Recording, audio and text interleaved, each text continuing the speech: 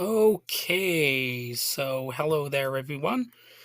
And today's episode is called Monstrosity and the Human Condition, a discussion on fear and difference in society and pop culture. Wow, sounds like a lecture at a university or something.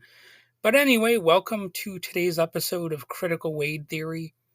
In this special episode, we'll be diving into the complex concept of monstrosity and what it means to be considered different or unnatural. Now, as I continue in this discussion, well, I'm really just talking to myself, but I'm pretending that I'm talking to somebody out there. But anyway, as I delve into this, it should be made clear that not everyone or everything considered a monster is necessarily truly a monster, right? That's going to be part of what I'm going to talk about here. So when I say monster, just know that it is a little bit more complex than me agreeing to that label. But anyway, monsters have long been a powerful symbol in literature, art, and culture. But what do they really represent? Today, we'll explore and analyze monsters and how society can converge on key ideas about what it means to be a monster, why society fears the other, and how this shapes our understanding of humanity itself. So, for the first segment, I'm going to talk about monsters and danger, like how monsters present some sort of threat, where you might even decide that they're dangerous and you need to call law enforcement and they represent chaos and disorder. So, okay, here we go. I'm going to begin by discussing how society views monstrosity as inherently dangerous. You know, in many cases, in many ways, the fear of the monstrous is intertwined with the fear of disorder and threats to authority, whether it's law enforcement, political power, or social norms. So, this is one of those areas where, in a lot of cases, you know, things deemed monstrous might not be exactly monstrous. There might be an oversimplification involved. And that's whether we're talking about movies or, real life. There's, in fact, an example going on right now of a group of people in a certain place in Ohio who have been sort of transformed into monsters based on lies. And, I could go on a huge story about that here, but, that's just one example of this. And the fear can manifest in real world situations, like I just mentioned, where those who are perceived as different become targets for exclusion or punishment. So, in some cases, it's actually society itself that is the monster. And I do think there are some great horror movies where that dynamic is dealt with as well. So, that's some food for thought for you out there. And as we move in the section two or segment two, this is more about the academic perspectives on monstrosity. There are often some differences, but also sometimes a lot of common elements to beings, real or imagined, that are construed as monsters. So here I'm gonna get into how a lot of different cultures might approach the concept of monstrosity differently, although they often share a common goal, which is, how society creates boundaries between the normal and the abnormal. So, the abnormal is often closely aligned in some way with the monstrous or the other. So, there's often a focus on the physical and psychological aspects of monstrosity, and people will analyze how monstrous figures are depicted in art and literature, and that can be interesting. And of course, you can also look at, again, examples of media sort of creating different groups of people into monstrous elements of society. And, people also might look at how societal reactions happen to monstrosity. Like they'll look at how monsters are often scapegoats or symbols of deeper anxieties within a culture. Both perspectives can come together to show how deeply ingrained the fear of the monstrous is in our psyche. And I have long maintained that, you know, just about every culture on this planet, possibly every single one, has some sort of approach to crafting monsters or threats. If society is not threatened in some way, the human mind will actually manufacture a threat and it'll sort of rally the troops against it as sort of a motivational thing. And of course, that can lead to negative, even deadly results. And, that's something that we might want to keep an eye on and actually put a little bit of a leash on in the future. Well, in the present, that would be nice too, but at least in the future. And I'm going to move on to segment 3 here, which my notes has as the concept of the monster and convergence. The idea here is that, you know, the monster represents something that threatens what makes us whole. So, I'm going to explore the idea that monsters often represent something broken or incomplete in society. The notion of making us whole can be interpreted as an attempt to reconcile our differences, but also as a metaphor for eliminating what society deems monstrous or wrong. So, whenever there's a cultural narrative about, people just missing something, that they're incomplete, or there's just an emptiness in them, it can sometimes be be at least a subtle suggestion that there's something monstrous about them, or that they have the ability to become monstrous. So there's a little bit of a complex thing there, because there can be truth to that sometimes. If a person lacks something in their life, they are a little bit more capable of wandering down that darkened path. So in a lot of pop cultural, you know movies or TV shows or books or whatever, they will often say that, the loner, the lonely person, the misfortunate person, the person who was abused, is more prone to become abusive. And maybe that's true in a lot of cases, but I think we also find out that in many cases, one of the sort of confounding factors here is that people in positions of privilege are often the biggest, you know, monsters out there. People who actually, in a lot of cases, craft such narratives about other people being monsters. Again, sometimes it's society itself that is actually threatening people in a way that is monstrous.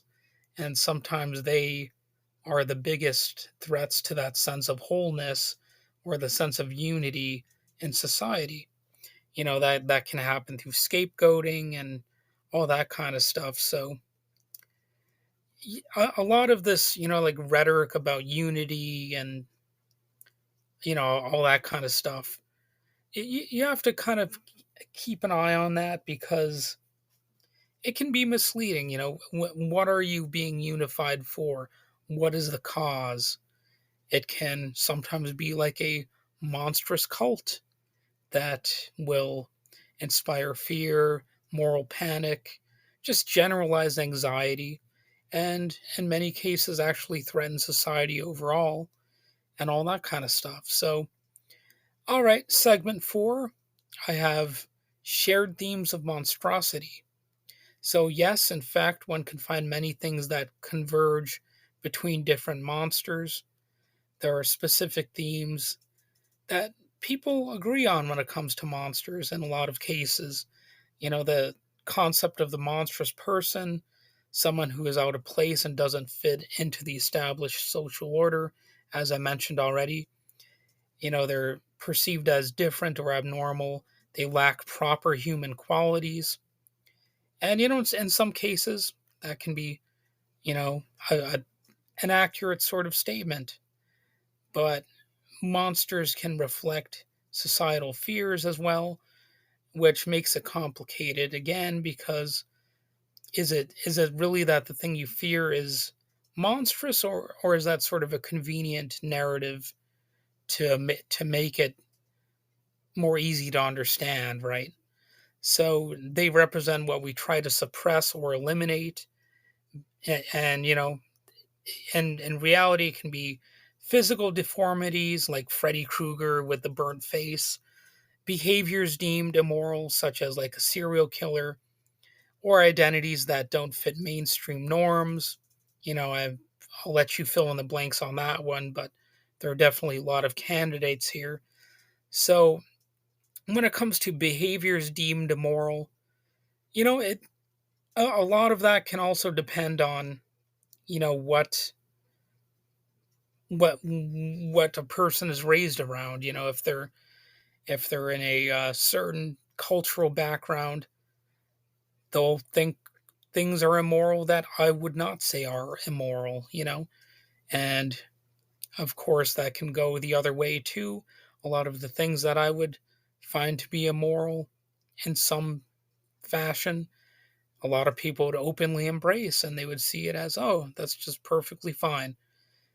So the monstrous label, it goes in a lot of different directions. There are a lot of fingers that can be pointed around, and we all make attempts to explain monstrosity.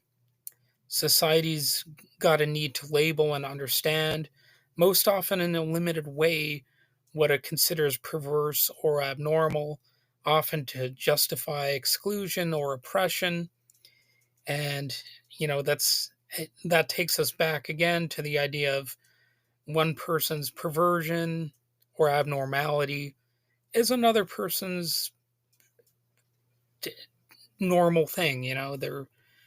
It's sort of like one person's trash is another person's treasure. You know, a lot of it comes down to that cultural relativism. Now, I know some people out there reject cultural relativism, but I'm just going to be I'm just going to be frank about this right here. That's because they're stupid. All cultural relativism is just saying that different perceptions of culture exist, or different perceptions of right or wrong or good or bad or whatever exist. That's really all you have to do in order to be a cultural relativist, is just acknowledge that different points of view exist. So there's really no scandal to it, at least nothing inherent to it. So in many ways, I would urge you to actually understand what moral relativism is. And, it doesn't mean you have to completely abandon your own morals, by the way. All it means is that you understand that there are differences in how people view things. It's really not that complicated or that scary of an idea. So, okay, segment 5 is about the human construction of monstrosity. So it seems evident that abhorrence is part of our mental construction, but abhorrence is probably not always inherent. You know, that's not to say we're never naturally freaked out. Like if I see a centipede crawling across the floor, I'll probably find it freaky. I'll think of it as like a monstrous little creature or whatever. But really, in a lot of cases, it's not quite like that. And even if you're thinking about a centipede, well, if I really put my mind to it, I could actually get over my fear of centipedes and other creatures and realize that, oh, it's just like a bug. It's nothing. it's not even that scary, you know? There's just a knee-jerk response that a person might have to something that's creepy crawling around in the house. That's not to say I would ever want centipedes like crawling all over me or something like that. You know, I'm not going to get that crazy about it, but you know, they're not necessarily the monstrous things that we make them out to be. They're just different.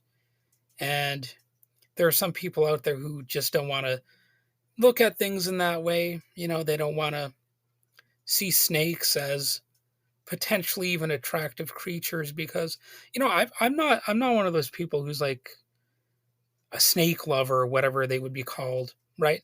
But I've seen some pictures of snakes that, you know, they're actually damn fine looking snakes out there with majestic looking colors and stuff like that. You know, that kind of had me reassessing how I viewed serpents, you know, like, so if you accrue life experience and you try to approach things objectively and again relativistically, if that's even a word, I think it is, but you know, if you actually, you know, stop and think things through a little bit and examine them more, you'll find that things are often a little bit more complicated than that knee-jerk initial response that you've got to something. So you know, the idea of abhorrence or disgust is often socially constructed. You know, there are in many cases cultural narratives involved. What we find monstrous can often say more about our own fears and anxieties than about the actual object of that fear. Monsters are projections of our need to control what we don't understand, and to some degree, they are an attempt to understand that thing, although often in a very flawed or limited sense. And it can be intentionally limited too. That's something that's interesting about the human mind. You know, we can sort of intentionally say, I'll go this far to understand something, but no further, right? So that's leading to my sixth segment here, which is abhorrence and its opposite. So, what is the opposite of abhorrence? It's an interesting philosophical question. What is the opposite of the abhorrent? Is it acceptance? Is it understanding? So, you know, I think that provides some food for thought. You know, it can lead you to think about how historically what one generation finds monstrous, another may come to accept or even embrace. Or, of course, what one generation initially found to be perfectly fine and acceptable, future generations will reject and consider monstrous. And this could lead into, you know, discussions of how social change has transformed what was once considered the other into something more accepted in the mainstream, or, of course, the complete opposite. Things that were once considered the other are now accepted more in the mainstream, you know? So, plenty of food for thought there. And, you know, here's our last segment, segment 7. I'm going to discuss what I'm going to call invisible monsters and social exclusion. So these are attempts to eliminate, limit, or make invisible the monstrosities, you know, sort of like these exterminationist people who are talking about like transgender people, for example. I'm sure you already inferred that I might be talking about, you know, groups like that and events like that in this episode, but there it is. I'm just spelling it out for you. So monsters are often pushed to the margins, either physically, you know, they can be isolated from society, or metaphorically made invisible by being ignored or suppressed. And, you know, that's some food for thought again. You know, you could dive into how societies try and control or erase things they find dangerous or unsettling rather than trying to truly understand them.